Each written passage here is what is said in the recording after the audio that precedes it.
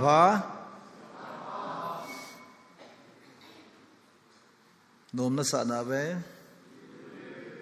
ที่บอกเราหงากูละงอยยุ่มคอมพนอะไรละมกนบจริงไงไอ้สุเกนสำคัญเหตุเลยนะเปล่ามินเกมละท่านอุ้มเป็นสุยุดเกมไหมก็คุมมาตั้มตะวางินข้างไล่หอขมูเตียงเลยที่ตั้มตะกะเกลโดจีนขัดน่าสนก็ขังโดนไล่ตะกูหลังสปังเนียวสากะฮิลายกันปีนท่าจีนวางพากะกิสะนักะเกลโดจีนอันนี้นะขังโดหอขมูเตียงเลยท่านมูลลำกะเกลโดจีนเตสีสางเงินขังไล่หัวหาทีนอนเกล้าจนเตสีที่ตั้มจิงานเกล้าเตสีสางขังท่าหัวที่ตั้มโจยยานี้จงเฮบินอินเดียเลยปากีสถานวันเลงอาเกขับทูมีจัดที่ตามวันวุลิสิริเวทเลยอากมันเป็นสุธีนัยตากาเลตูลหอจิงยังไม่เลยโตอีกดูวินกุมเนียงเร่งตากิปานาทีดำกุมนิลหินนจงสุจานหิลังสุนเมตาริกทมสุนิมังโอวินกางโปปีลังะสุติงเลสุชันพูระ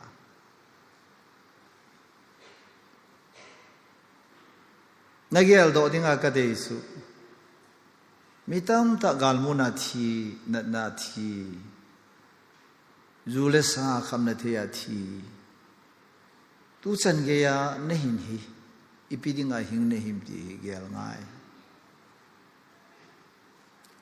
ตุยิงก้าผู้ยิงนทงกเสโลไลดิ้ง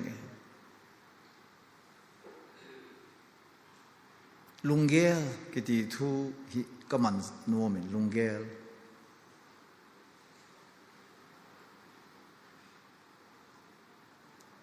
มีเห็นกี่ที่ลุงเกลลากิปันกันตัวเองก็นั่งทวังจะลุงเกลขัดนั่นเองเดีย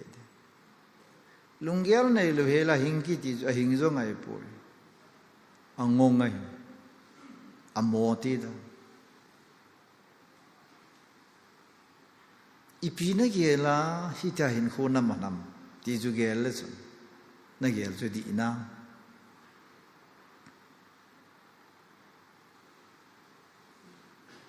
ตัวนี้ right thinking นี่ป่าวสมลุงเกลดีตา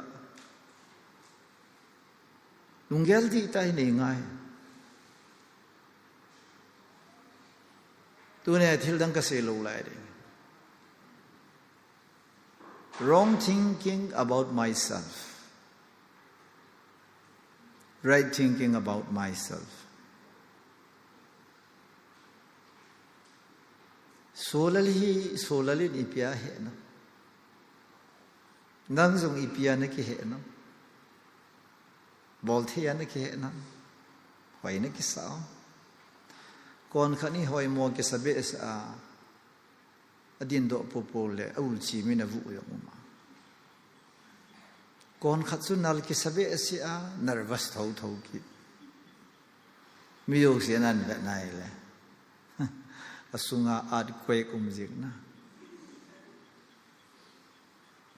kon khatsu yal ki legan the ki sawal alung len the kon khatsu le mi mo ki sawa le ka thi mo ki sawa mi phazolo kon khatsu le mi to compare ki bol jing kon khatsu ko le ki kha khum po le apha mo mongiello alim jong hoilo alungel jong hoilo akichai de neve leu jin ki dang sabe taus ai chu khatwe hui hanun tin kasam je usial ho ma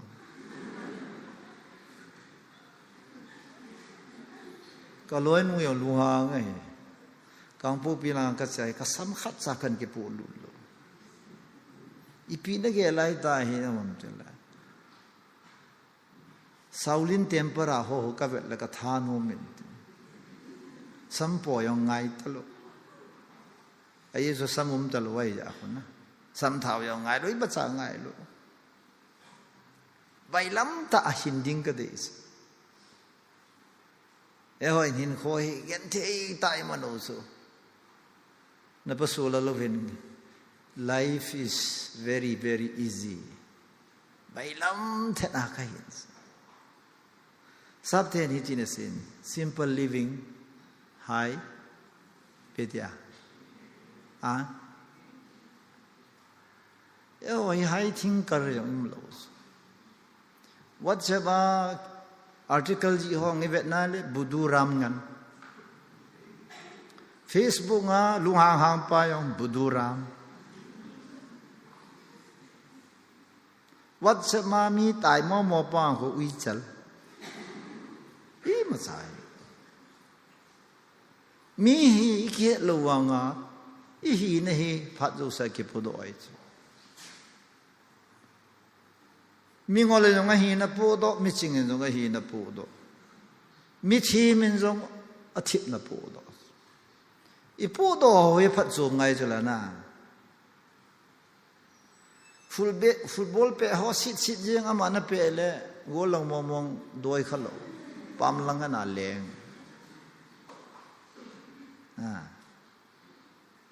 แล้วสถิตตาขันนั้นอาศัยองเลยอ่างไงหอนสิทธิ์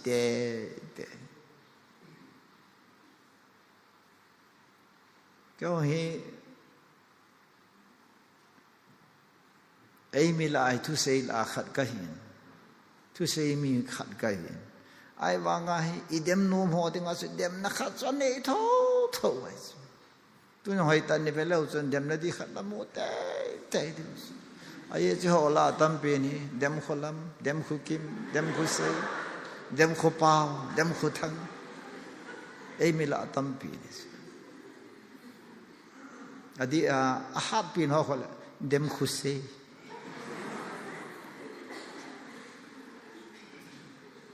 นุ่มไม่ละง่ายเลยเดมขุลิง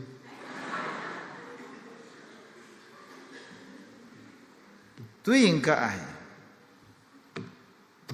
How do you know about yourself อิติเนเกะนังกิเหตุนั่นละหอยก็สเปียนตะเกวาไม่เพียงตะกะฮีติกิเหตุจีนหอยไม่วางพายจ้ะแล้วเจ้าติงเลยมีวางพอเป็นอะกะเหตุจูกะที่เจ้าติงเลยหอยไหลกะหุ่นเดงมติเหตุจีนหอยไม่จริงไอ้จูไอ้จีบอลเจ้าสิเกลาเก็บปันส์ thought precedes actions ก่อนคัด action มาสาโอโลลาเกียจงมทวสจู่ๆเขาเก็บ chapter 1 verse 2เขาเก็บหัวนั่นแหละบอลมาสัตดิ้งเจ็บมาสัตดิ้ง all say ดิ wrong formula ที่เขาดูทั้งหมดเลย think first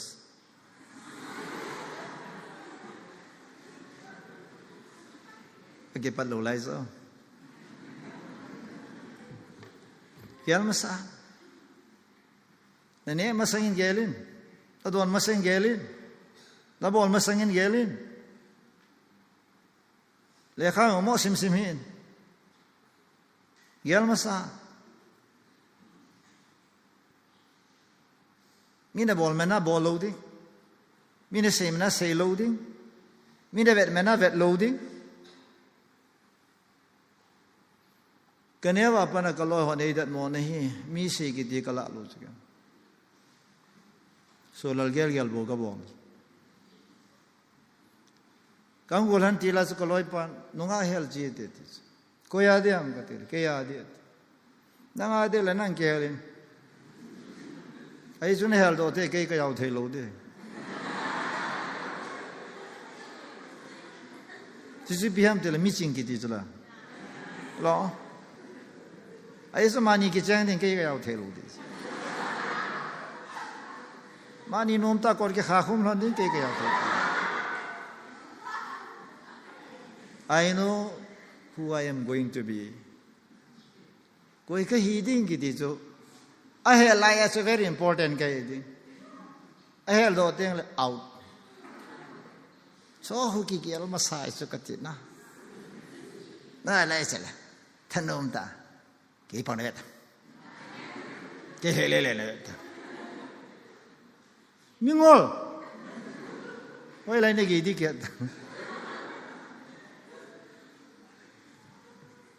Isaya bung somala nga changgit nei. Bathini da se so. No gel so ken ka gel poi. Dalam piu se ke lam piu poi. Ke lu gel no sang ha sana sang zo. Kalam pi san ho lam pi sang ha sang zo hi. Bathin thong wat man na. My thoughts is higher. My ways are higher.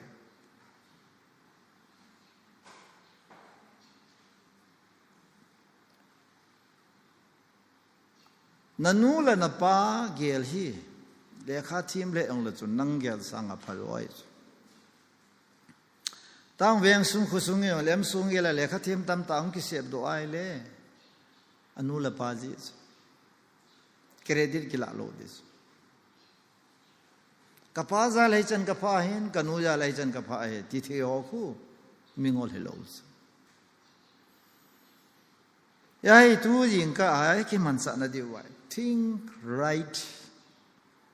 about me. Solalhin kalunggela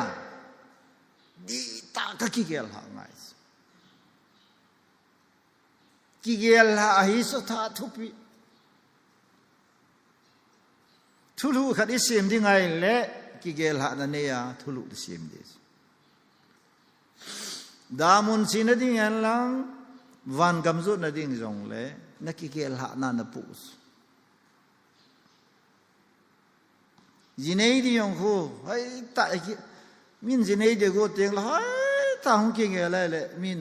jinei hi angap chalo ta ba ya tu lai go lang ku no nga kul tam che che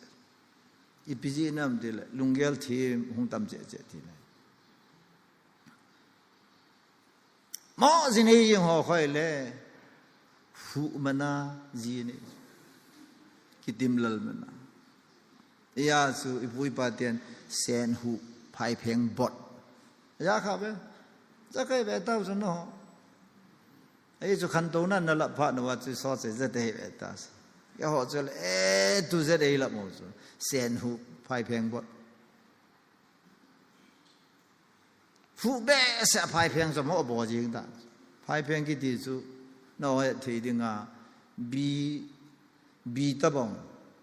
cái họ call cái mà họ umai chứ bi tabong alam sang cái tin na pa sa lên in bot ni lung cái lo là chúng độ los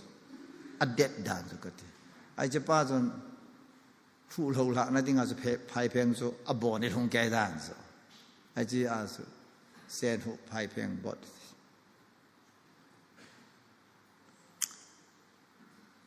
ya na lungelo di ngai so so pasa solal te ki muto di mule na lungelo he ama spen ta ke man ahung za da wi na gelo he adi ngai so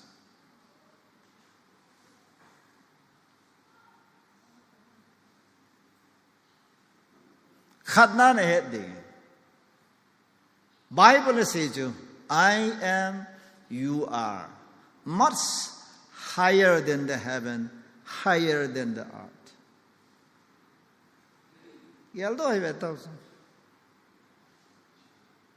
So gel theology ba su imachalo be a mitam ta ki sumo zala. No a khare na da la le ki chai yin go la mo mai su. Ki chai kai ta. Kai ko ki chai ta. Ingai lu ta khare da la yin sa ki khai li ki chai. Along gel sa neo ta ai mi te hi ta sao yong neo ilungial jong neo ang ke thu to sa nai le BP stroke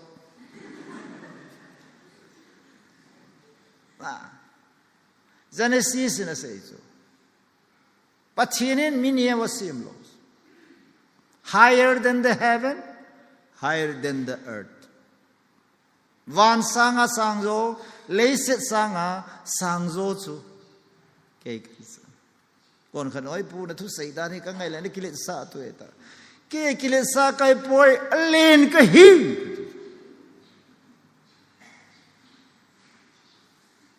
golaya ren amata asa ke vela har ki sa sang ki sa David in he so ta physically golaya len zo spiritually I am higher than him. Ama sanga sangzo ka he ti so David in he si pinam te David in pathin lung sang he. Pathin he ji a so. Pathinin ke hi leile van sanga sangzo a e si me hi e go de he ti so he. Genesis 1:26 sim lau so namo. Over tihu sapawa live se Genesis 1:26 koi to na ti ham pathinin van le leisi sanga sangzo ne hi ti zo ya si hung niam ting le pathin lu ha ngai zo betang pa te nu ten zong sa te mi sanga sang le ti zo educationally spiritually physically Ipikali abon sakya hai mi sang in sang le ti tu la ya mi na ngai nom so topar exam e bola topar ki ti so topar nahi popula lung kham da yang ta boy government na ba yang dis government ki ne pi thei ti nei so highest la Pathin tu say la yong chu top 10 sunga ho chu min Benny hinte ho bligram ki te ho chu a che na wa chi ma chala sam ta lo ja sa pathin in mi hi banuli sira sim sanga jule wa sanga nangin thupi ta na gel ho sanga nane na don sanga Sanga dida. Kakir sanga. Kangai tu sanga. Kakigel na sanga. Sangzo kay. Patin ka taong bas. Kaya yung ay muniyaw tataw mo so. Theologian, doctorate,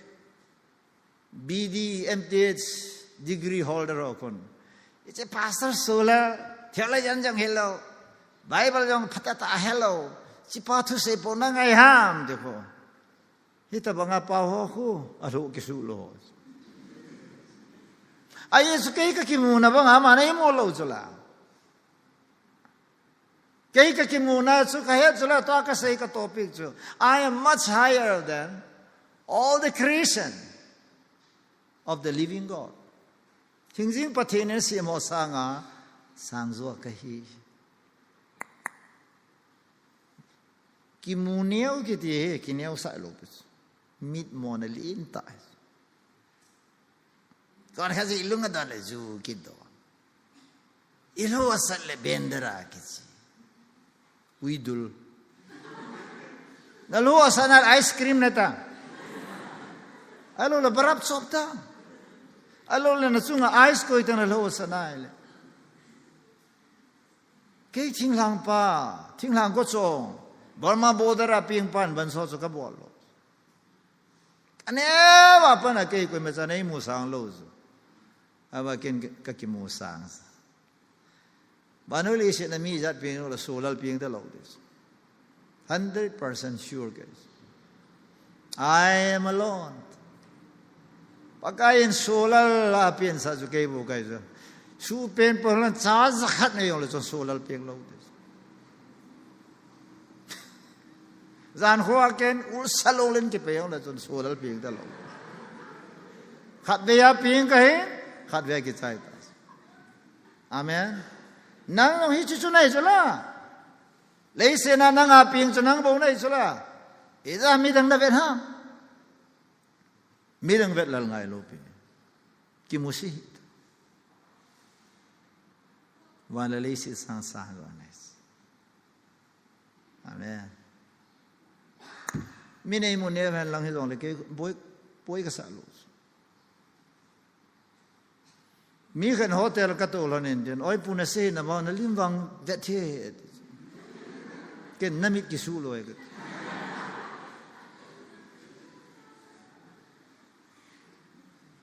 amasa casino adenga to casino adenga superstar ka va no mai khana dinga pasal ki e hin isi kanu be nu adenga chu ka hoi tho tho to yang ka loi nu he zonga dinga hi nagaland anda la min ke ngol pi yeng chu imunia pa na ngol pi yeng mi ching hi chu nuôi là chinh lôi chứ, ipi ai bôi ipi ham, kia hia hệ chữ mà, số là mua lâu cho kia ai thiêu khát amo cho, she could see him, Jesus amo cho, Hallelujah, Yasulah kasih ma, lê hoi na sốt ponte. Van hoi na kalungi na lang na ka hoi na ka hau na Krista bo van hoi gol til sangin ka leng zoi in him ama kompanai highest higher than the heaven higher than the earth everything in it Vana yong liya yong aumzo sisanga sangzo ke hitwi hi nakigel ha aile that is right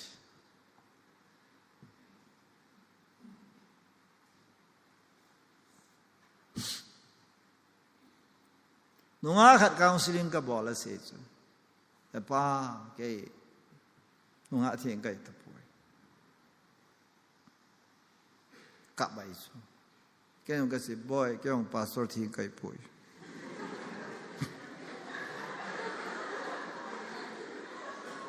năng ý số này bồi cái ông ý số cái bồi cái bằng cái số tuổi boy hẹp ba nó mỗi sự cái tạ sinh này tạ sinh ta boy này cái sang à phải mua vô cái amalu neo na chụp hiam tile pasala का गिलास होता है वर्जिन का ही तब कोई वर्जिन मा alungela cha tamta ne yong mai alungela nunga zo season khwa di dia ko ya cho ma alungela zong zo ko masula pakai so na ma khang la ya ki phatsa ho ko ma si chula mi phale mo ko ma no me zon lunga ve yong so zo nge ti chula wa ham pasal nunga amu yo si vantil me la mu namu yo si khon hisab yeng si seneke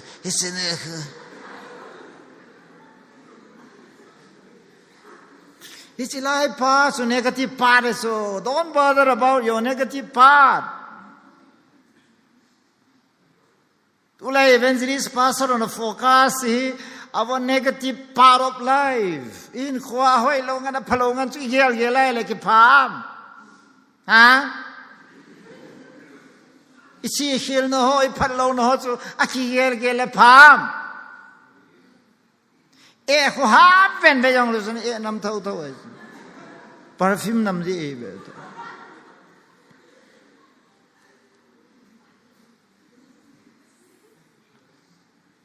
Esa tu ni ingkai, think right. Adi gel ngai chu. Tu aka se pai adi chu. Pathin ni ta su na gel chu. To God. Pachina jingai, I am higher than the heaven and the earth.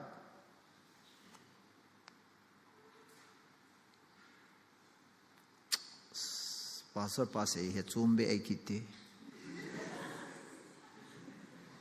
No, wait, let me so see kay. If hello kay. Pastor solar ko kay sumiye. Eh na.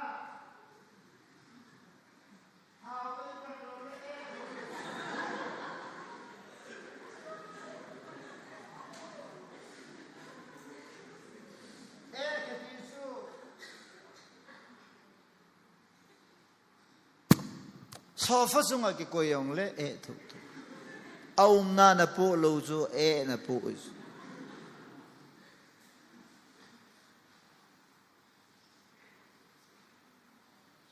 mihin isit na ka isit na ginigel gel hoya ki patado na tina oh kaneva pana hobung mi te lai sa uzo zon se kai asapa yang alung lut de lo pakai ni ngai dam na ngai de lo thazol ta sa tu pakai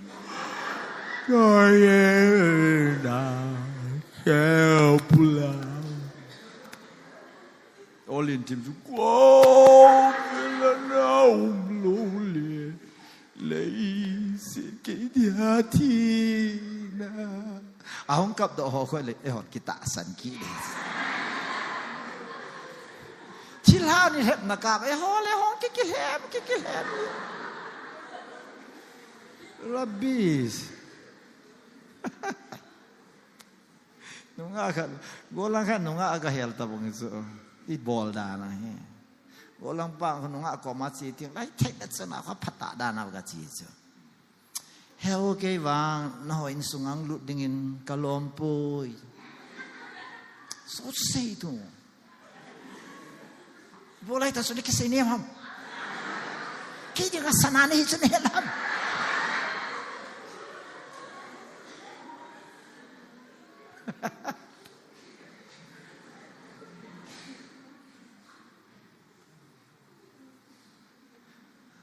Kimu sang jong di lo, kimu niao jong di lo, apa bet maum dis. Ya teta. Ya itu na kasahi pasal lungkel kasahi lo chu. Your reality. Nahi na tata pathenin namudan pa agyalan kasahi chu. Ito.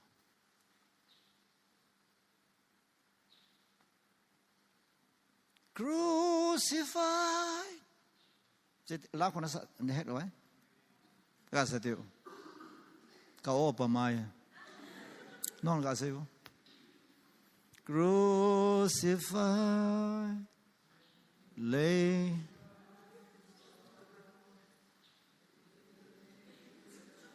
e ta thi lu ba ngai chong na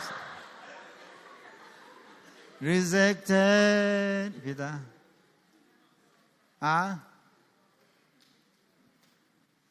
Asa Dieu. Slice sa sao te kangai nom. Crucified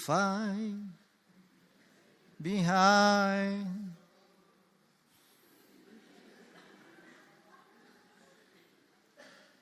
rejected pita banza.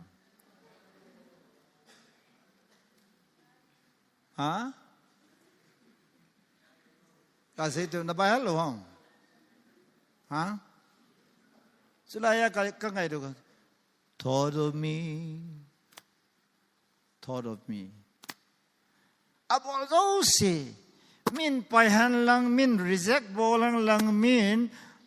na trample palthahan lang ilo jong le Jisu na yacho.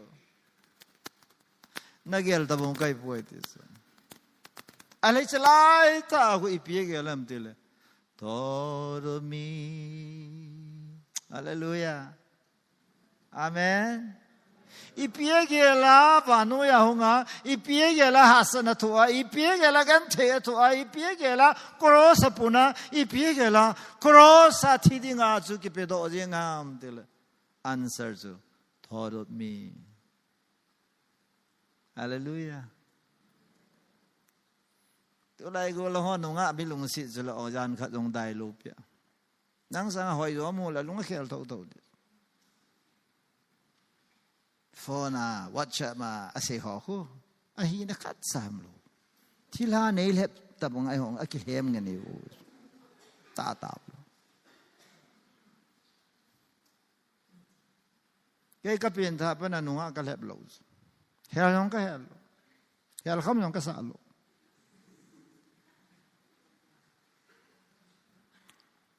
Nung á cái heo luôn, ai chú cái heo là khát ra cái bài ông luôn. Cái heo là welcome đi bảo ông luôn. Cái này pi mà sang số cái heo lốp cái, đi chỉ trong lối hộp cái heo là ta cái heo lốp. Ai vang á cái heo lốp, coi cái hi introduce cái bảo, cái mai lo action. Sắp đến sẽ nói action speaks louder than words. Nãy cái lom rồi, hả? Nakamaya na sesa nunga nu nakiumla chun na ko lang yo ing la yeng di action. Atia? Ya su kaloi nu ka hello. Ka chia na ka to pi ji. Blanket len ta sop ten la chira kin na shopping.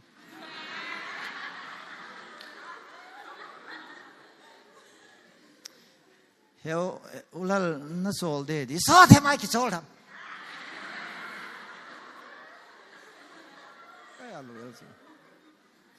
Hùng đô nó tha sol tay, cả chó he cả thì sao? Blanket đã hệ rồi lo, là hết tuột à? Cái là hết tuột rồi ta. Blanket cái hệ, cái hệ. Ta suka bol mà John cái ing hệ. Cái sakit. À, cái say rồi là cái formula hết độ vậy. Apa mai katina. Ngai pha na chu ki chai ta. Ka ki ngai sa chu. Alai chele mi ngai thia la ki lo ki hing lo ai wang a kho. I love you. I love you more than I can say.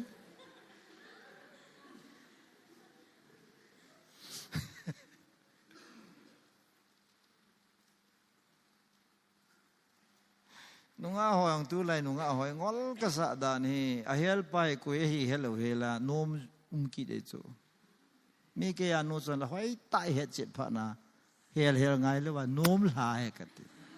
ice cream hela melted wow zul le ye guys amen. Yes, tu in kai number 1 now. Na heading chu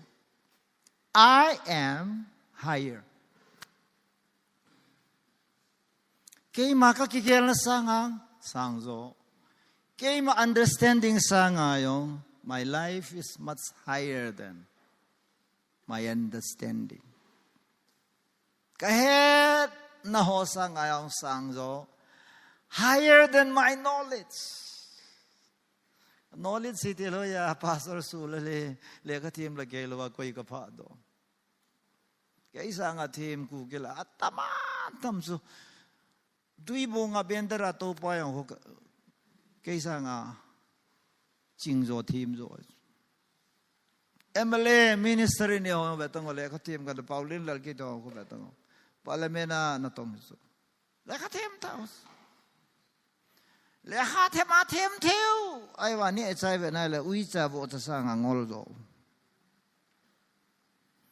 em lê cái ta du don thấy the life chu uy cha is an uneducated dog never drink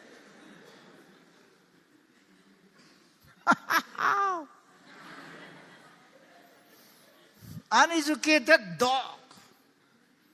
like cookies. sao bằng hết thôi đã rồi ui chạy mà chạy hello gì ngồng tu này chân cái khăm nó thế này luôn ui chắc cái ngol sana mo khá vậy ha almera sunga lut na dinga ki phin na mo khá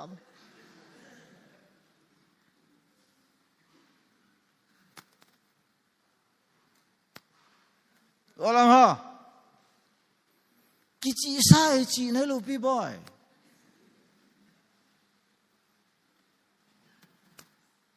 em sung gela aching pen ko ya may I know your name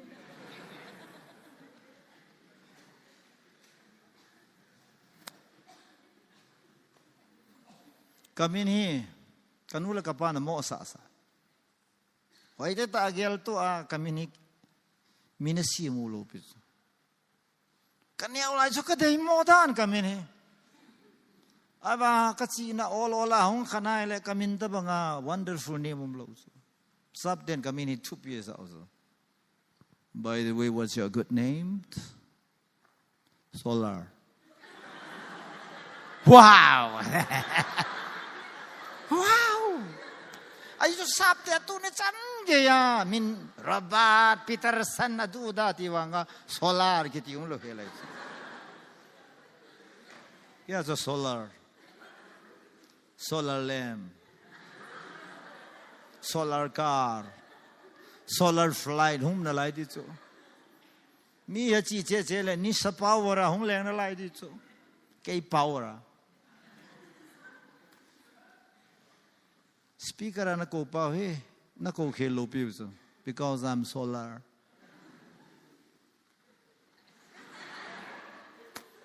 Va kai Jesus đã say chula, you are the light. You are dark. Atilo betul. You are light.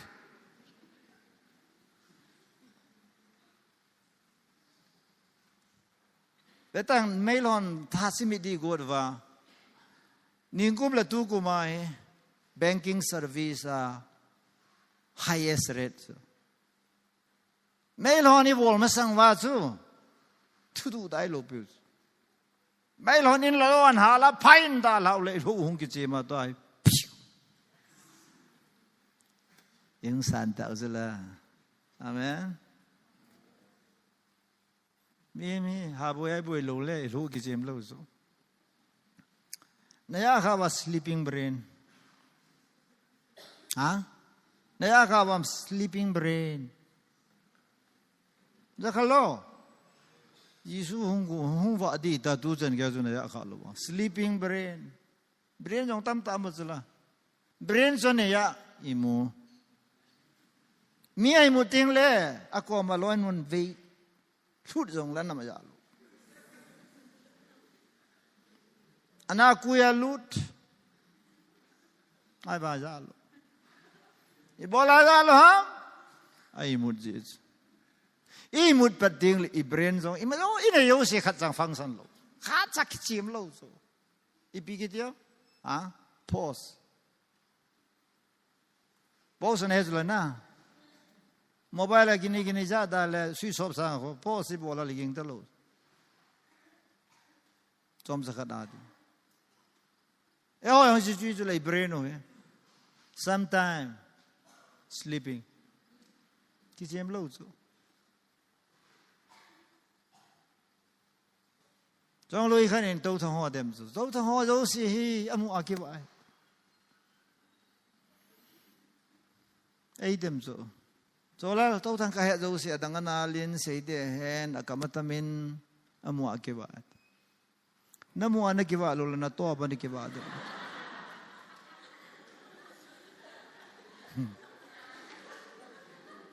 Hallelujah mua kiva thế cái gì chứ Patinin commendable. Ibiram Bible says those who preach the good news should live by the gospel. Ke pana tu pase ho chu ke pana tu pha ke wa de ke pana tu pha la wa de thi chu pastor evangelist pastor kia kiwa na kham yong ki sei do zo lo ki ti wang chu ki chai ta la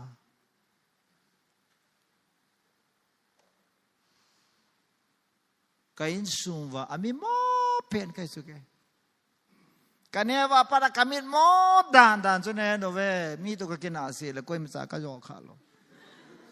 mi voi icha hi mini ha bo ja he ngon su kai ta chu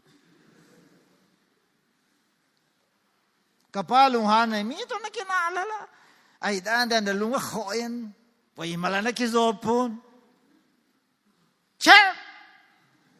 kapa ko mai ka kala mol kini be chu ipiram de commit mo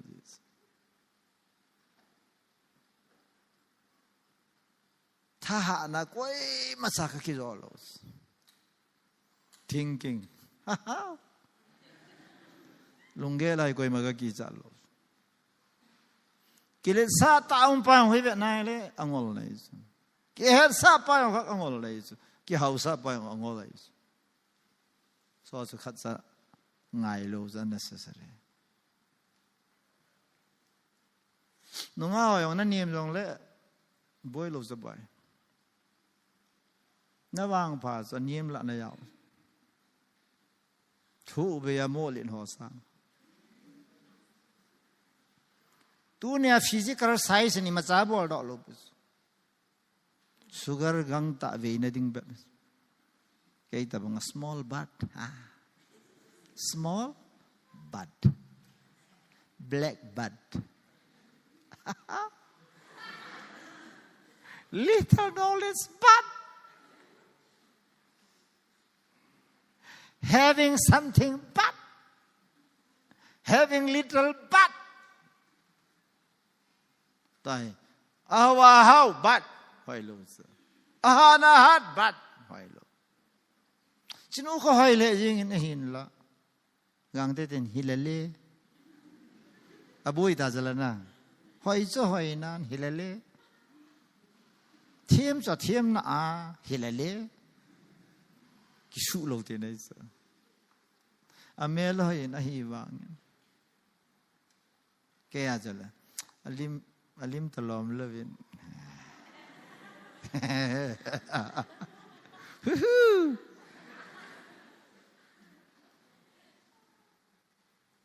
point number 1 I am higher na ki gel is tu ne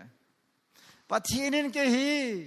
athil sem ho walale se sanga sangzo ne he ti and that's how God thinks cha su pathini ta chu gel hen so as ken jong hi tia chu kha gel ngai ya su Chilo sela sang pena na koi ya chu nam na ding mun hi asan ngai chu leng ho ya to wa ha to la to chu lo ya chu leng ho leng to na mai chu ke to na khona mo ve speaker pa to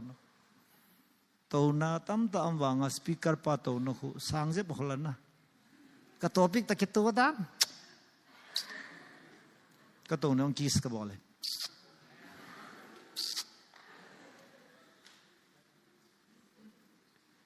nunga hoan oi pu solo jong akum ti kilom lo we na set na lai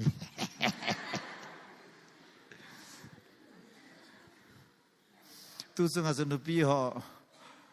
ho upa ho bol dan ning ka hilai le nupi kon khat so e za cha so kilome sa lo khang tha o se ding a kiloma sa kum la hana po lo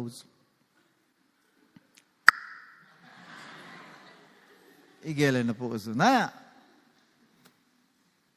kanong zuita kanagel khile kahin khoi mi la pathinin athil sim zo sa sanga sang zo ai gela thupi zo ai gela nasa zo ai gel ke la nga wi cha ba nga ka mo lai ka kilom he Good. Pathin to ki holding na ti vai le pathin gel bang na gel lo le tin ki hodi ui cha le mi ki ho the lo je we ju ui cha gel chum ya bo cha gel chum pasal ching ta kha chu bo chal kho to lum khom tang ba ipi na bol mo mong lon dam ka ti chu zan kho wa ke ya so fa chung lum lon yong le chun sei di ne lon lo chu ipi me bo cha lung gel chum ya nang lung gel chum amen lo ham Amos chapter 3 verse 3, how can two walk together unless they agree upon the matter? Amos na say chula. Mini sa lunggel ke palawa. Aboy na lo na ke palawa, lunggel lo na ke palawa, adelo na ke palawa. Chu ting le, alam pi lo na ke palawa, le chi khom the da. Tu ni chan ke ui sa le kel cha hoi ta lam le na chi khom na mu kha ba. Ipui paten ui la ke la tiu kho dia di su ui cha la ke cha ki su to pal khat nong ui cha nong ba na khai yong ki a pi da ke gu khan nong pe ring a go jeng sa ma ne ki to mo da dan su su pa thinen me ki to mo pi da sem lo chu la hallelujah Genesis beta patin I ba sa ho lo so ami sim te ni Adam le Eve za ho pi praise the Lord Nè tao chlan na. Bây giờ kêu tổ tế thì sao? Ấy mi thế hi, ira sam nào lên ta hi. As a whole community I will listen, kêu tổ chết na tông tế lo bis. DC office mấy cái hàng nia cho nên nó vam. Yang mang how keep in say cho cái có mà phone cover where I was in Kang Popi na. Phone cover cho mang what happened? Ipiti tam. Through Chanpur kati he officer DC pa to kato pe ta ka kyo to wai tai police pa hong so bona revoke bolding ka kyo wai tai soi ka kai kon ta ba DC office yung kya le ti lam kai hoking an sin ngom lo zong salon aphat sang lo wan mo hal zong salho za asu mi chi hogen thei zu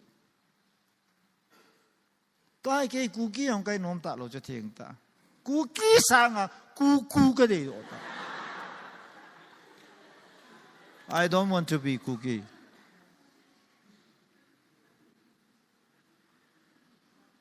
yeah senapati ka se ka loi hon oi puna yong cookie ne lam no I'm not cookie I am Christian the best it does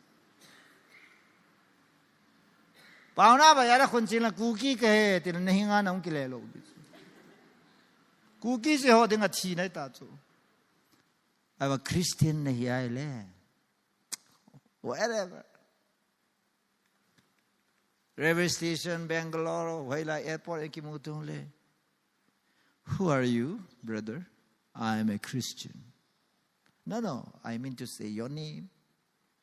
that's my name on earth, name in heaven. Vanayong leong kamindi ta chuchula. Solar tau thangilo.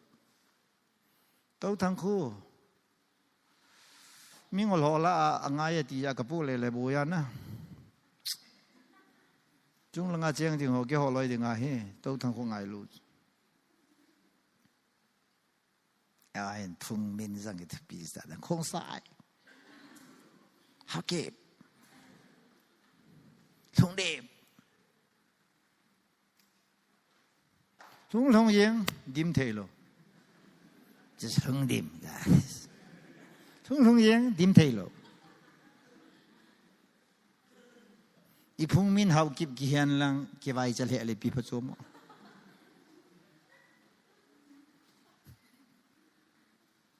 Tau thang ki ti bani sa pa vele do le leng ti nei chu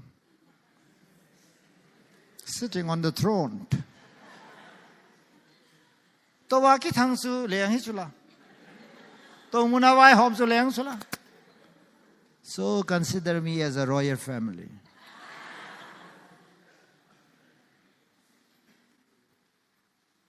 Nina think right about me, about you. Number 2.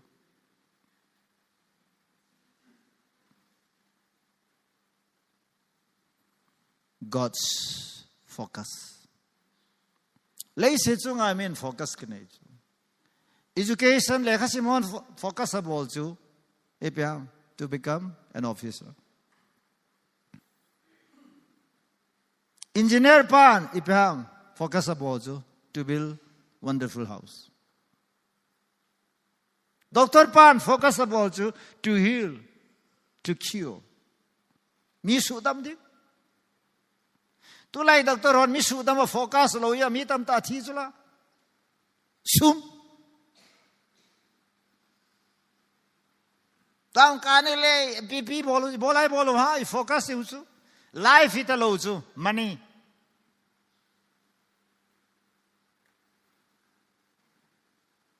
Ihin ko ai focus do he your life. Nei ko.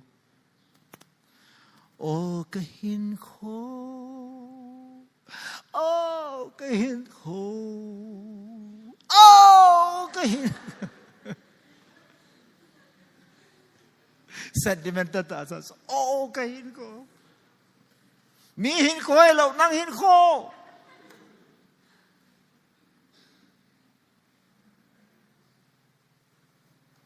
Mi hin til khát, idei khát. Idu khat focus ti tiang le mit lu lo ha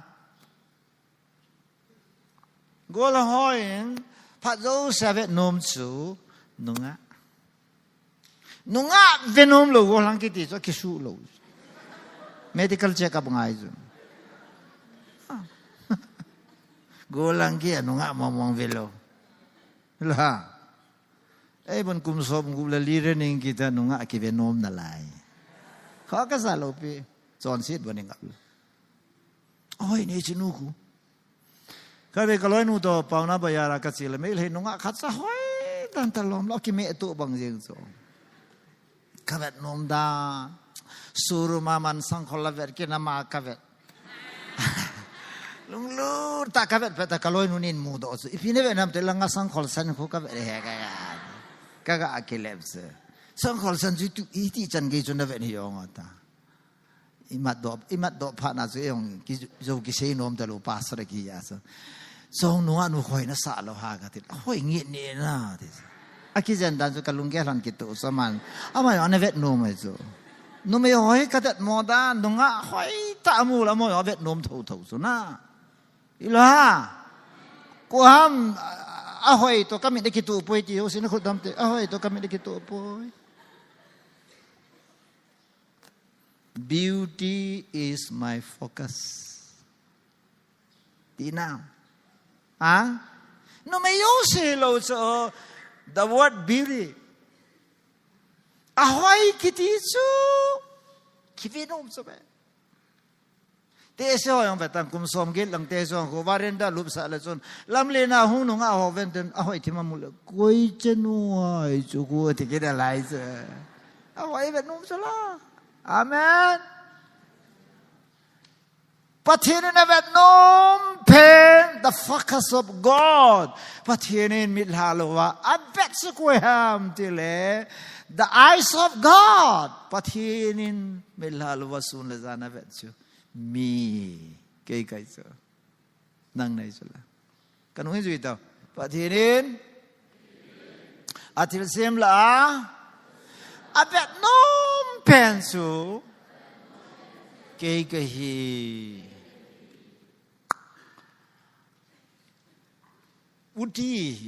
uti cái gì à so film star hon film athon nào cái so quay bé tôi ra pana ko it takes say pung li pung nga ke so basa kalhun va chu camera nei yo si chu omen ta lo chu mun khan ai kila la hoi mun khan ai kila la hoi ki akile ho ke hoi lo wang kila na mun so hoi wa ka kila na yo si kan sob do pha na as pa cha ho chu ke ya dinga as pa mai chu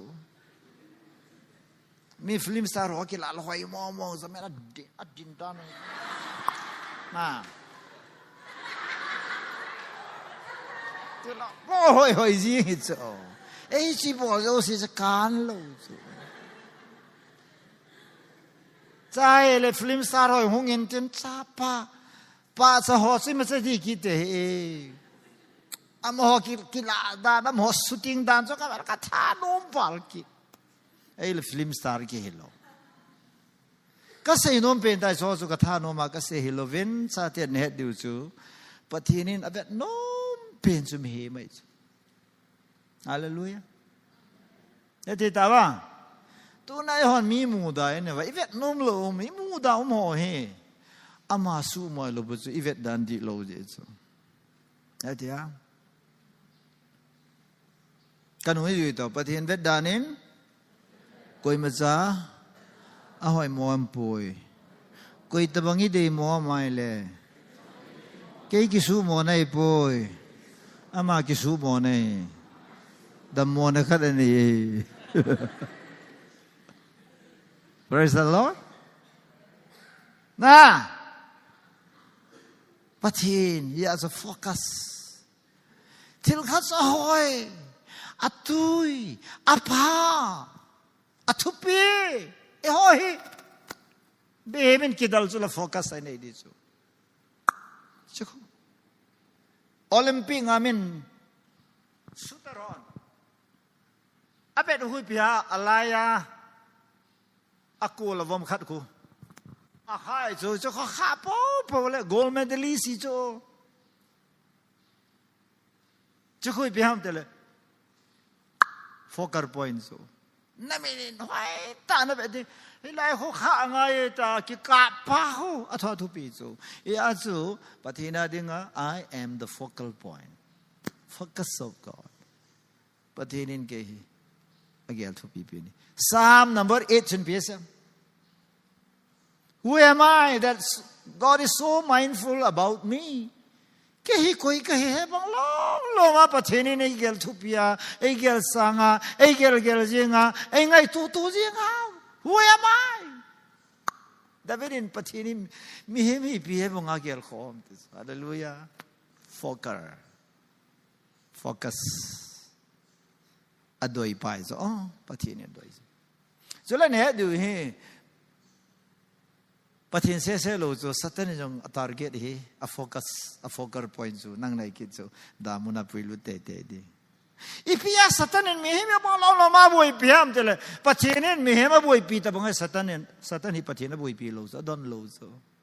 lo pa bo so thula lo pa thu thwai nu yong kalung athong e kati so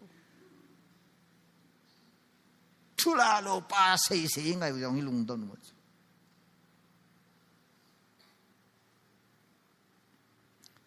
tu lai thila ka no doi tian ma interview bol kit na lai na mini pm hu ya ku ni a hello le hung dong ta ke satan ki ti sa ku ne het ngai address a bio data het ngai nei pi phat zum na pa yong lo na pu yong la bio data de het ngai satan bot it ti ki chai koi nei na mini piam ibola chinu na piam dio satan in ta se ding dan na satan ki is the father of lies so azo se pa zo John chapter 8:44 is a father of all lies zo ki se zo si apai producer pa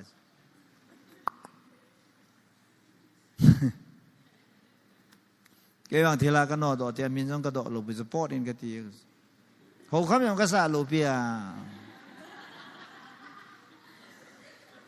amo sa nga chon ho lung lu ta kau pi nom zo phan ni pi vai la kho ka sa lo we can spend time somewhere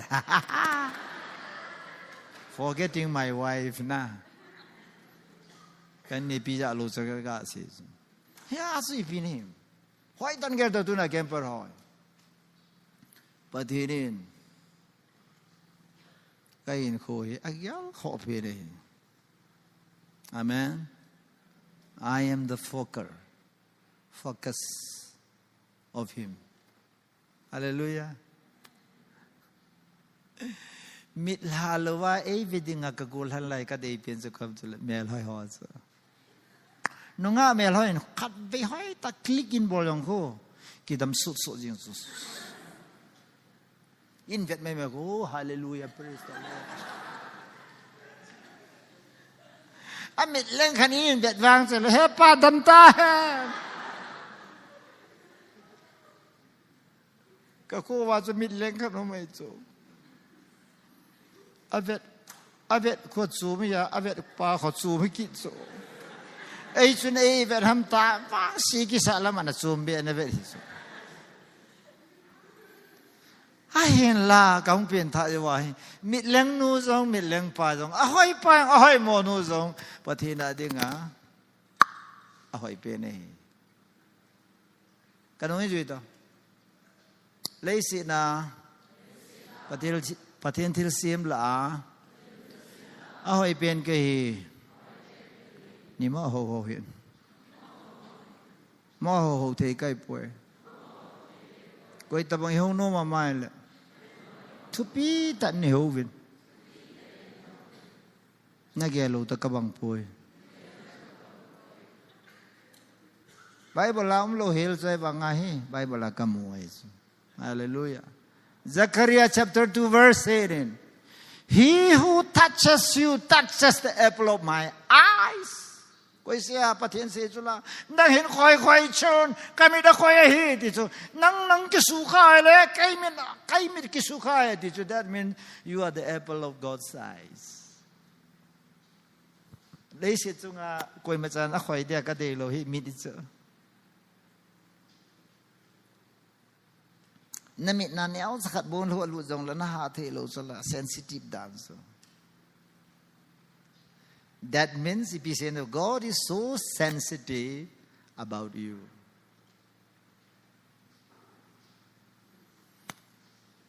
จะนูขัดเสียกันนี่จ้ะก็ sensitive ดังก็จะประเทศนี้สร้างก็จะนูหูอาจุงก็ sensitive จ้ะไอ้จุนไม่ได้ก็จุกสกุลอาจิตย์นงเลยบอยนี่ก็ไอ้ตานา I want to hug you ก็ hug สิอาจิคนเดียวเลยก็ hug สิกินบันกัจจาจุงก็ sensitive ไปแล้ว how much more he would be อีจันเกียประเทศเกี่ยจุงก็ sensitive ดีตามที่เกี่ยวตัวตัวนี้ think right amen hallelujah ประเทศนี้ก็จุงก็ very sensitive ไปไอ้สมานไม่จังตะบังไอ้เกี่ยเลย hallelujah ประเทศทางวัน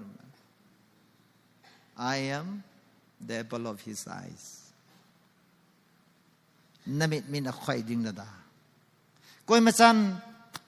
หูยังนุน่าวุฒิวายังนุนเตียงเลยจ้าก็ไม่จันวุฒิวายังลุดก็จะ welcome มาบอกเลย welcome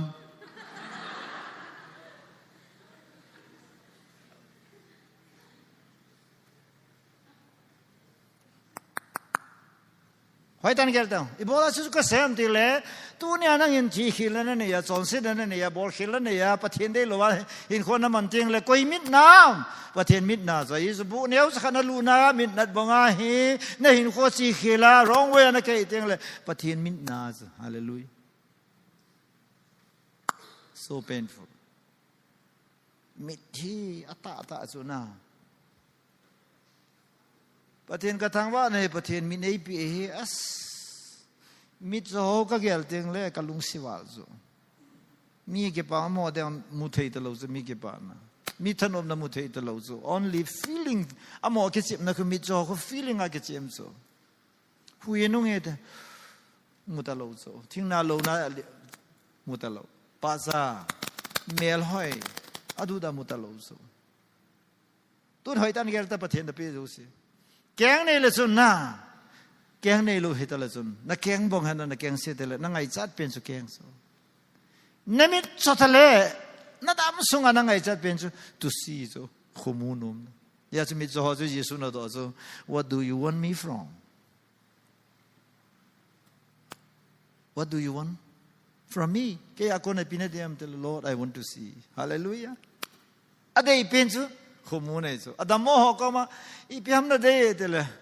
Lord, if it is your will, heal me. Na lungai le nei su damin ti. Adam mo teng le de pe so dam thei le so na. Na lai cha kon na pain boy. Ti hong la so na kho boy kar khat kan so pe te. Na ki pa de lo di so. No boy. Jing le thai le ka video nei ta hi jong le. Na ti kon cha yong la kar khat kan so pe te. No value. Na chi ko na de nga so na de pen so life extension. Ka hin kho ke zo be ki le na de chu la. Na ngong le na de pen so kar he ta lo de so to hear. Khu za nei so. Cancer ve le so ni pya na de pen dam thei nei so. Na mai yo si pha le na de pen so ipya. Mai thiên na. Nó mới họ đi cho mai xịt là vang cho lúc néo mà mong ta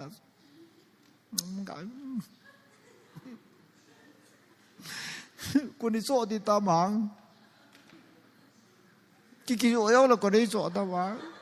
à lúc néo ta chỗ à để tu na cái gì chỗ na để rồi xin na bị why à gì chỗ bắt thiên mình chẳng ta vào cái gì.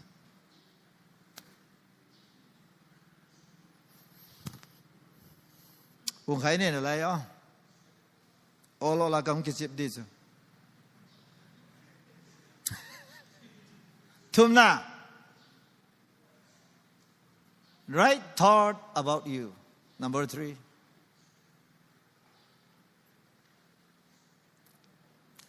God's beloved. Pathin sumangai lu thelu, leishen angol thelu. Sanadang ka angol ding le Jesus Christa hunga chu leise angol pitai do la satanin na panel pa na lep zone hello na panel pa mol sunga pui do a wanu leise lo pina ver sai so yo sin aping worship me, bow before me ka sunga dil su nei khurumin nei hovin agila ke patai pyal hai mam ichi so hoi chan la so san lang pathin sapa ni le nen Yesu ni pia don bona man shall not live by bread alone but by the living word of God. Pathin hingjing thu abom vanoi hingai mehem hingai thì ta số là bắt thiên tăng văn đúng không? Amen. Anh gọi bị lâu bây giờ là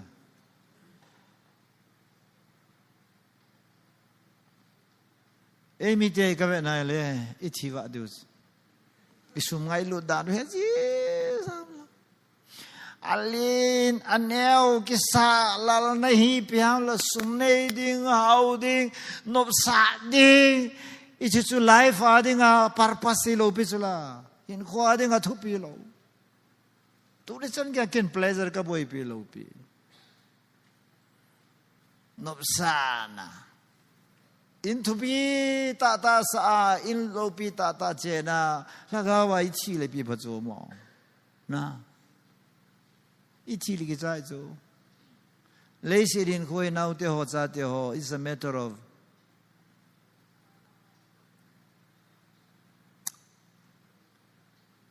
hin khu hi ka ge lai le ka upa che le ka ge ji so le si hin khu hi ipi hama pha so asor khat sam lo so sama devini pisem life is so short full of troubles it is so hin khu asom na ka a boy na dim set full of trouble. Iwai cha yong la boy, ihoi mo yong la boy, idam mo yong la boy, idam theiwal yong la boy. Ihoi be se yong la boy. A boy ganila. Ka hoi lo yong hi pathin ka thang we ka tis. Cái này biếtคนbiết xem năng yong hen hoi le chon flat le na te ti. Ka tha sit down ka de. As nang kamaja ading wang sun kata wal ji ka ti so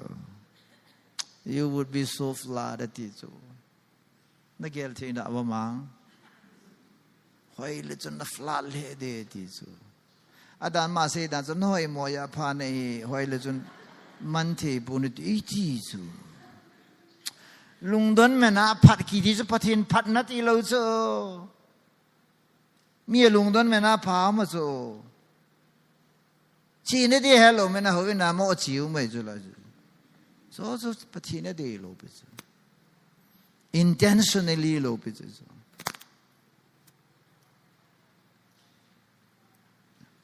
Pastor Solal he pamoda na gelwe pada na gelwe ga se tu. No gel dan ka se tu ka phat tu am ka phat mo tu am. Ha? Nunga wan se ma sa bo. Masal la pasal ke bol ma se na nal he. No me wan se tu ka phat tu am ka phat mo tu am. Ha? Ha? Ipi kapat tuam kapat mo tuam boy nang kasi di kapat mo tuam ha ke gel da mang nang napat tu dan boy kapat tuam boy nu kasi di kapat tuam ha nei kiza jana sam boy nu ga dong ka ti ma ko YouTube ma ka mua tu nya bu ka mu ma sa ni boy nu kapat mo tuam boy Alala, kapat tu na. Putih bau reta. Amen.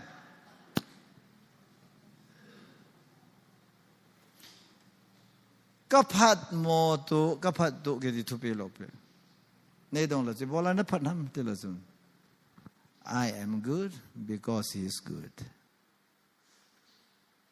Nanti kasi itu, kafokas uji susu. Ama pat ja kapat su. Kei kapat ja kapat ni lo amazala pakai sa. Kay ni piko magasi ay na se judi mihim gela judi nande ko ano hoy la jun phat mo de ti ju lang khana ju ama gel jong ju totally la loi poi ka ti lo so. Ai wa di ta se di nga kana phat hi kalung don ji apa gai lo bis. Kapien tha ju apana su. I become so good because he's so good. God is good all the time. All the time, God is God. What about you?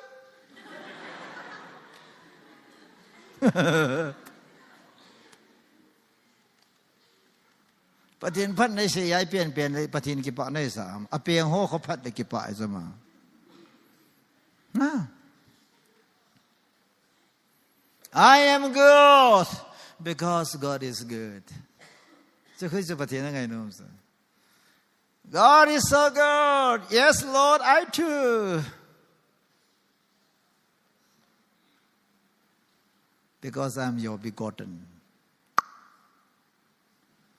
Patin thang wa no man ya zu tuing ka ai. To ka si jibia. God's beloved. I am loved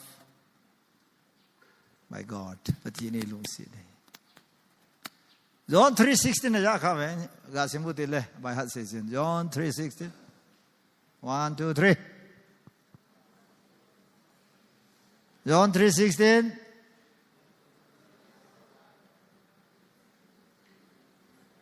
Ipina ti wa. Oi pu so la long tiang le thi ben vet tho ten ti khan ha.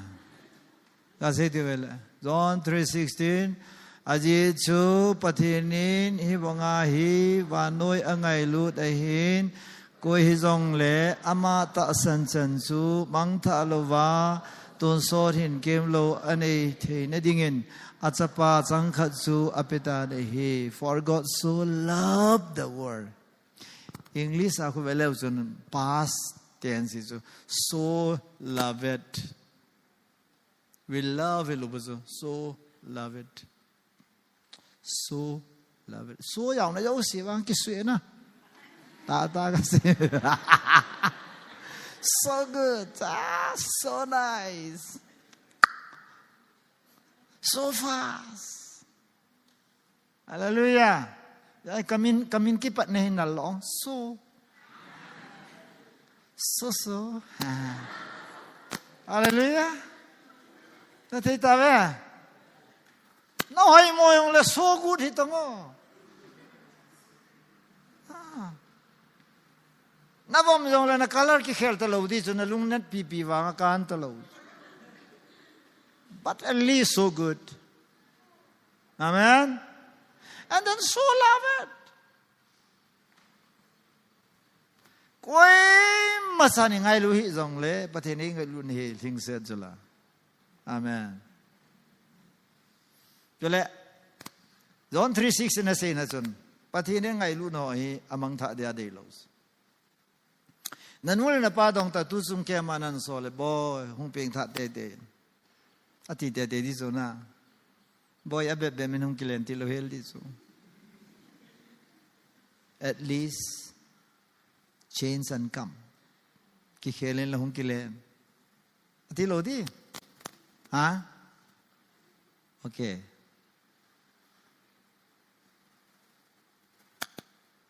ai sunu la pan zong na ai eat pen sa the so non chan nei lo lai boy nan nei thiu le du chan nei ka nga la lo yong nam tho lo na chan nan nei thiu ka sa pan pa ho kum som ni le thum ta so ai ba ji nei tha nom ta so boy mo tho no mi chan nei cho ba ya ba ye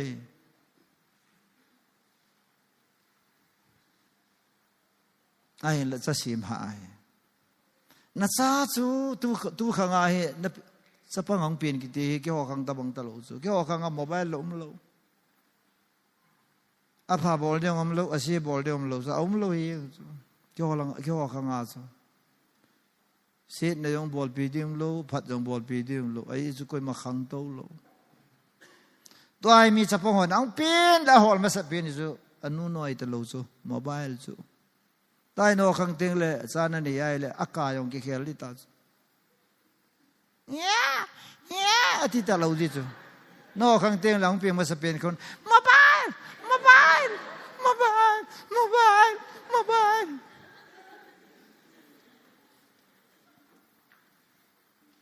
mehim technology hin mehimin ko hi rule bol ta chu danger chu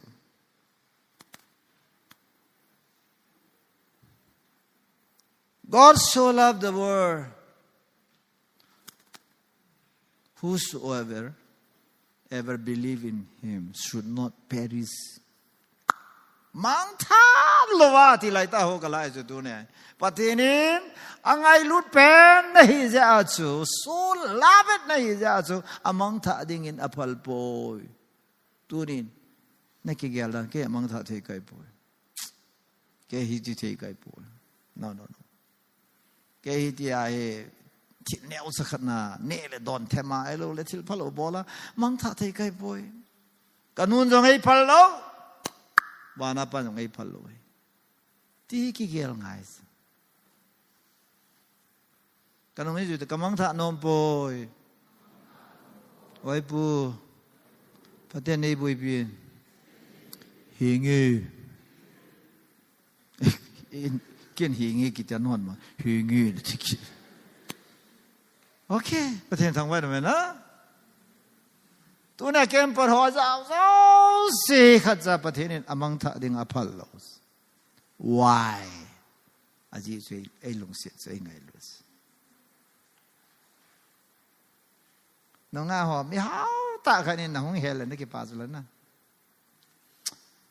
imu thấy thế vậy ta official in ta hat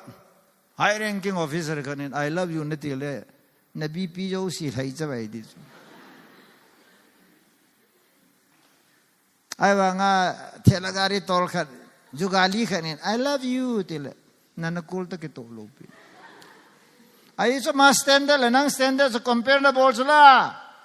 think about just na bol thia le pathinin ama standard le nang standard comparable lo pi sula God so loved.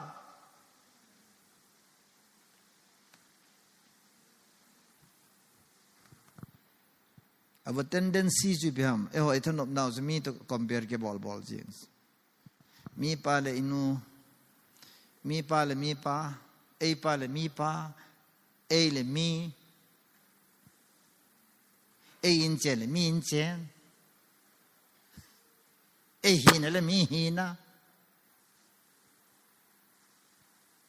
Stop. Patinin so la lemi dang compare boarding I tell. Langgola kapute kanin. Tupa. Zanla na tu sei ka ngai la. Ku ki hola na hi topper ne ti so. Hepu ka kitet ka hi ve ka ti. To become a topper, that means there should be competition. Hyper competition guys. Na. Hello? Whereas there is no competition. Me and others. Me dang takay ka kitet lopi. Koi mas style yung kalalo. Kay style yung min la dan tin miya yung kalalo pike. Free man. Free lena kom, free man guys. Koi manoya kom lopi. Chai ka hin khonom sa. Chuk say le min ngai dan te say le min za dan te say le mi tan khang ta kita say le mi ata kita ban say le ti ho kai lo su kai pathin no so la le hi ta so ke lo so love it hallelujah pathin thang man man mi to ki te na la mai lung ne u ji so la na mi o khat ngai na ngai lo so o na polo so na sung la nga na gel pa khadi pha na de so right ya doing kai doing right about you are so loved na mo ngai lut mai ma hello so pathine se so I have love you with the everlasting love. Tuan son ngai lut na ka ngai lut nei tai tu na pat ji jong hello na hoi ji jong hello ngai lut denga pathene na sim. I'm so loved. Na ke pa lo wa pathene ngai lut the. Na gel sang khat ban na ki de le nu na hoi na sa ma ma nu nga khat ban na e fair na ni le ni ke pai lo. Kasapanya pang tu ying tu yan ko ay mo po. Dong mo no to kyo ko adi di. Boy pi mo mo na selo na ko tila. Sei di um hi da. Adan so akhi po po le no ma sa so no nga ko lang ay na. Oya TSB ka to kyo lo ya mini nga yong chi ba. Dai ma ka to kyo da so. A dialogue so mo no jing sa. Ni ho thu po sim sei di chu ta lo he chu ikipet ni dunga ho sei di tamai chu kha jong nom ta kha jong ke nom ta aban sei be dim de lo chu chai ja nei dem tyo ho la ki chen zo topic ya ka tin na tu lai dunga go la ngoi zol de na ki de ki ngai ki ti chula ne experience ngal Aba, you could not experience His love among I lut nan experience they also. No may la pasal kiti pathine bolan siam to experience His love among I lut na experience na dinga pathinin wolang khala nunga khat ki ngai theine dong ipi zo asi lu pi chume. Gerji tang nang ban nunga khat na ngaya le na serious te ya le chon ichan ge serious na ma kho. Nim yo si chu ki ngai pi chu ngai ki serious si chu ke di he ka golan lai ka do mo nei thu lal chu koi ma cha to ki vob de ka phal Christmas tin yong le to nam ana to namuna ke ka to di ke ka to ne jing ko ta kha chu na hon ba sat ngai chu a hon lo nge ngel ni ha lang le bom ka se ki di chu ne lo ai chu ka kita na khat ga selang no me ni ka kop thelo chu ke till now ni kop ki ti chu ka bol thelo kalung sen khat chu kalung sen ka pi kal si chu adam hoi lai che de jan hong jong le impress ka hi ta lo kita na khat chu pathin in ap chu okay ya zo pathian mi ngai lu na hi thing set di set ai ya zo tu ne ai he nakigel do ding ka de so God's beloved. Jeremiah 31 verse 3 says, I have loved you with the everlasting love. Don't so ngai lut na asu ka ngai lut ne hi ki pam dan na. Amen. Eo ai ni chon si ja hi pathinin ei dei ta lo de ham iti tin. Pathin ngai lut na chu nang chon se na in pathin ngai lut na chu su nem zo wa la nang na ha zo sala. Lord, I'm stronger than you. Madam. Nei ngai lut zo ta lo sala na. Hotel là cái khó rồi. No man on earth can win the heart of God. Can win God. Lấy sự cho ngài ta bằng thêm chừng in trong pathian rồi. Nè thia. Apa trong apa lawang rồi. Call cái mà về tông ning kum masai ta ning kum ai. Tui ha le na phai thum ve tui na chup so mei long lung dong tho ai chu hoi bungo nang su khare di hin mel ne su chan pul da su to da na kang pu pi rom da su to da na kai nu in far khak ta da nang na su mai to ri si bo ha i bungo nang su khare hin men dro na wal jab lo ha pathian sa bol the jala na elam ga ti chu kom pathian jo ding ga ti chu nain kho hi I ma sa lo chu pathian kho nam chu koi ma chan pathian zo lo aphat na yong aphat lo na nga zo lo ngai lu na yong zo lo ti ngai lu lo na zo lo this Sodom Gomorrah within a second wana ko na mai la ka da le la khupi chu bang thupi Eden garden ta bo chu pathian in me so jeng till today, Old Testament is going to be more than 2,000 years. So I wanga Sodom Gomorrah who hampane khay ongke thelo lai chuta. Ayo tele YouTube hong vel lang vel so. Hampane khay ongke thelo so pathian luhan dan so na. So le agam le si ko sulfur covered with sulfur. May lovin atom so may lo ta may pum kisima may lo ko sulfur kiti so na. It's sulfur ku Sodom Gomorrah al pumpi ku sulfur na tom so tayong may kong thena lai nakachiding petrol ngai lo may khan na suding so khatun hala ka yeng so alei si pumpi ku may na lai so ta pati luhan dan so hampaneu khayong ke thelos alunga jo le min na pha lo ngai lu nang min na pha lo bol thena yong mi he min na pha lo ya so ko lo ho pathian do na in kho na manai le ama ki su khalo de chu nang na ki chai dis ya zu mi chingin pathian na hol mingol in pathian na do pathian do na in kho na man kha le ama wang se lo de chu nang injured na hi dis na ki su kha dis okay.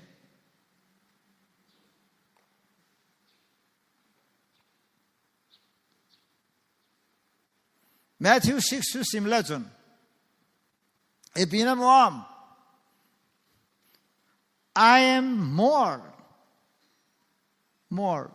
It is valuable. Kaman tam dan dani banule si tilzo se sanga banam zo se sanga manluzo kai. Matthew 16:26. Min banule si pumpi ni helang ping thalovin alagaw mang thai tale ipm aphat som na tis kanong hin to ke hi wana yong leya yong asunga thilum zo se sanga khu manlu zo ke hi that some people treat himself very cheap nunga ho ki to boy kon khane ta sa tipu mai hin na go lang I bat sa go lang lo khana pura very cheap man bay ta ki pido ma zo nunga man tam ki het zo mi scooty nungang to lo we lam kalanga tam ta be ka ta da zo nunga kharing go lang khat ko nga ko ya agari ang nung lang sang pai kin alai zo alien ko pha sam lai tai pi pi nga ma khati pamai ka sa dan ke ba na nei zo si hi wa nu le si nam zo si na pha lo zaman tam the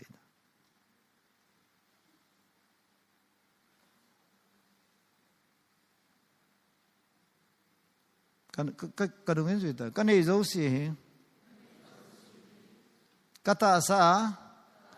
zo si wa nu ya zo si sanga manluzo hi Kurol khat na ki pele kurol khat zo warinda na koi lo dis kurol khat zo nei le chon na koi na ding zo very sad place gu chan nga gu the lo ding min jong hon do the lo ding number lock kham ipam khada ko na koi di ta zo very sad place na koi di zo til man tam ta zo men treat well hoi ta a vet sweet gari yang mantam ta ki so chumin amo tol tol lo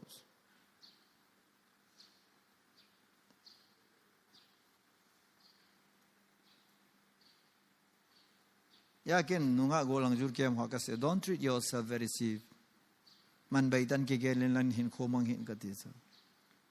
your life is more valuable na in ko hi wano le se na thil zo se sanga na mina na mu the na feeling the zo ting le wano le se na hui nung ho go ho sana diamond tam ta wano mi ten gangster on angol pio wei pio zo se sanga zong hi man lu zo ka ni le pumpi sangang nen ko ka ni man lu zo ka ni le ba la kan mu nom la dong ga ga sin de ni ni zo long lên được lòng chỉ xa đà là cứ rồi cái này là lên được lòng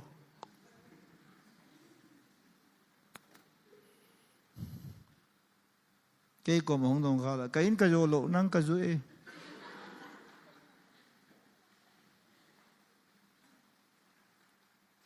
suy này mà na mi sang à nó sẽ đi à kia sumi choi mena mi sanga bol thei zoi ki kia wrong thinking whether rich whether poor bai jong la chun hau jong la chun pathina de I ma cha ke khel nam lo sana khun he nam sana nam khawen ha sana khu e la leng lu jong la sana I to bon lo la leng lu sana I to bolo da sana hi na su mang thai lo e kula leng lu jong le sana cho sana hi na cho ta cho lieng cho e kula leng la tai amana leng lai lo sana na sambil ba cho na sana bil ba cho e la leng lu jong le na hol thau dis e ji in don lung koi di be ta na me e tho yang di choi lai tai ha heอีเพิ่มกันกระทำใครชี้ตันเตจากห้องสนามนักเมตตะกินอะไรดีสุดอาเมนสนามเสพเนีย even อินจงสนามเวลูจูอสุเสเทโลสอีปีอาจุกเสียนับพัดโมนานักกิโลนานักโซนเสนาอีจันเกสางยงเล่นับเวลูจูอสุเสจงโลจูGod knows that, but He says,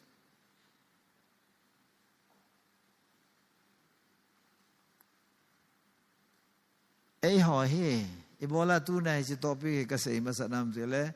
Ei mi Christian or he Christian khăn tàu thế lâu nay, we are so conscious about sin, but we are not conscious about me. But he chọn sẽ na cô này hú đó chứ." Chọn sĩ cho kia kỳ đã cho ai bảo chọn sĩ cho mi cho bay thế lâu rồi because of the value aman gì à cho na hallelujah ยาสเมธิว่ามอลซุงาปฏิรินทั่วเฮลาจูเยซูคริสต์ทั่วเฮลาจูอิตาเซจูนี่จันปูสินสางานั่นเนี่ยนาดอนสางาหินโคทุปีฮีจละแมธิวมาจะเสกิจละแมธิวมุงกุบจาสมละกุบจางสมนี่ละกุบนาจูมินวานุเลสิปุ่มปีในจงเล่อหินนัสานายเลอีปีพัดสมนั่นเองดิ่งห้ามติจูอดีจูนะจุลจันปุระมหาจนมินทั้งมัสเปียนจูดงสกายยากิใจตา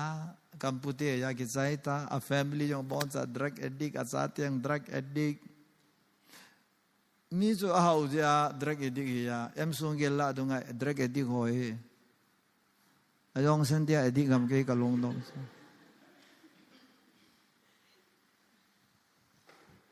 มีตัววัดปกิกัวลูกินี่วาลเบสเซลวะ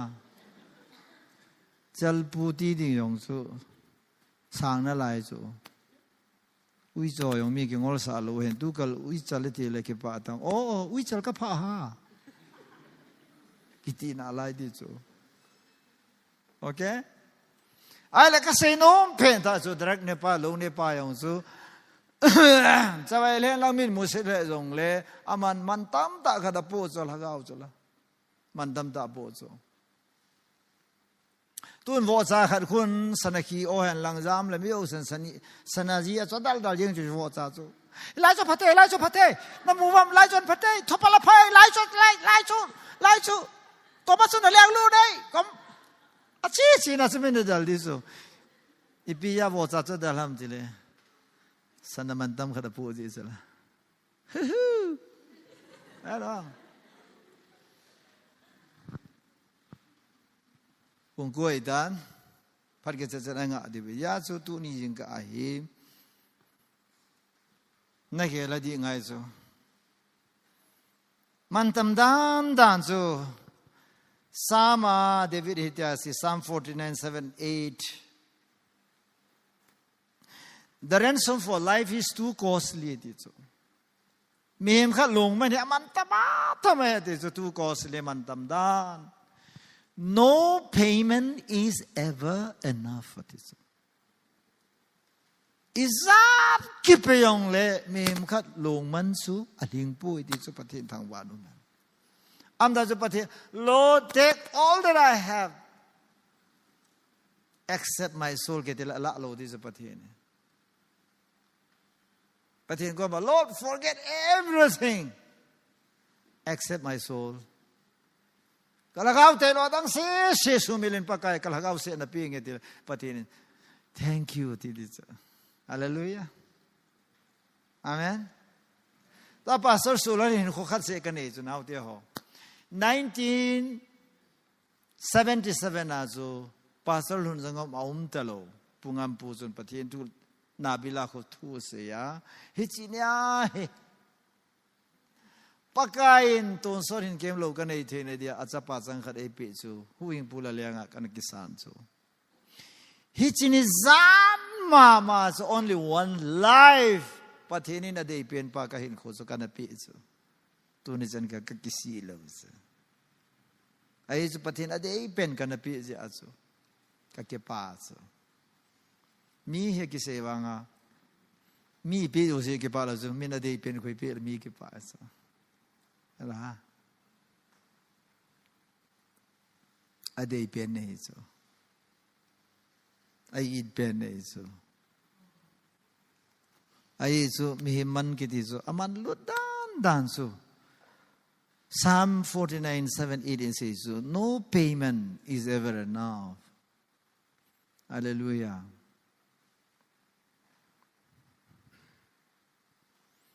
Tuwing ka dingin hichan chun chai phalo witin tam na line hizong le introduction tabanga dinga ise wahin kapachome kay balake ma kakigyal dan pa hi nasatain asudiin gahen kakipa eti usin khodamot tuwing ka klase kapachompe eti usin khodamot. Raise your hand, please. ha pasum mi jat ki sia na pasum pi lo ki sai nai ta so la lo ki ti su nai ta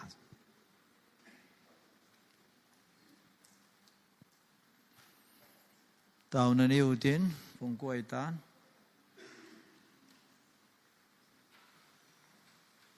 tao na nei chai ting le director pain asi nom abol nom ama khuna ka pe do kit te tao te le ka ki pa ipakai tu yin ka in cha te masanga na la cha lung thim sunga nangi nei mu naw nang ma lama itabang mi ka hiu ki sei do na le pakai phone do na te ho kamangovin ai ten ke tup ten program te kamang zai thewin hallelujah lo pi na pa cha nang ka un pi e he ka ki pa pakai pa the nang ma nei sa lu dano he wanuli sit pum pi sanga mantam zo lo pi zo anei sa we mi he mi lung to sanga ngol zon ka tawin nang ma nei mu naw he thei lo kho ma lam vai ka tamovin e zong le tu sunga sa te naw te hoi na ang sunga ai hin di ta ki mu chen dinga kinep na ne ya hong kal sunga hi je en nang ma na din mu no mu chet sa in lang nang man na het da na ki het wa nang man na mu da na ki mu wa nang man me hem na gyal kho bo ki gyal kho na ne wa tu sung ke mi pat som na ne the te na do bin nang ma khu na kan lan do ki ne chom sa kang ki la kang du ne la sa te ho ka zon di ko jo ting la kang lut kit du we sun dam ting jong le thanom ta a ke pa ta hal ta nei pui ding ko na khu thing ga za kai lan do in thang wa bu men ka pa kai ji su men ka ta we amen